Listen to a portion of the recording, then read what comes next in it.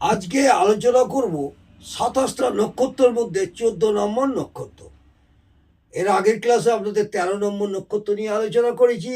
আজকে 14 নম্বর নক্ষত্র নিয়ে আলোচনা করব। এই 14 নম্বর নক্ষত্র হচ্ছে চিত্রা নক্ষত্র। চিত্রা নক্ষত্রের অধিপতি গ্রহকে মঙ্গল।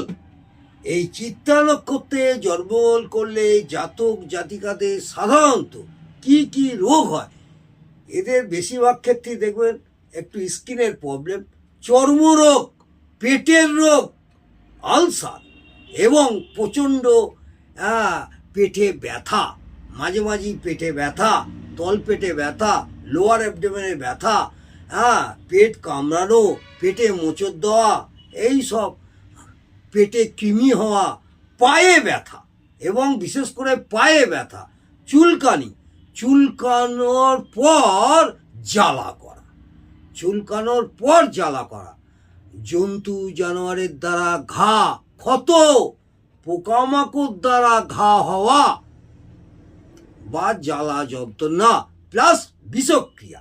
কোনো জন্তু জানোয়ার বা পোকামাকড় কামড়ে দিয়ে তার একটা বিষক্রিয়া হওয়ার সম্ভাবনা প্রবল থাকে এই 14 নম্বর নক্ষত্র অর্থাৎ চিত্রা নক্ষত্রের জাতক জাতিকাদের।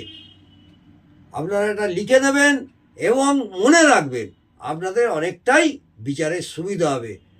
এর পরের ক্লাসে আপনাদের 15 নম্বর নক্ষত্র নিয়ে আলোচনা করব।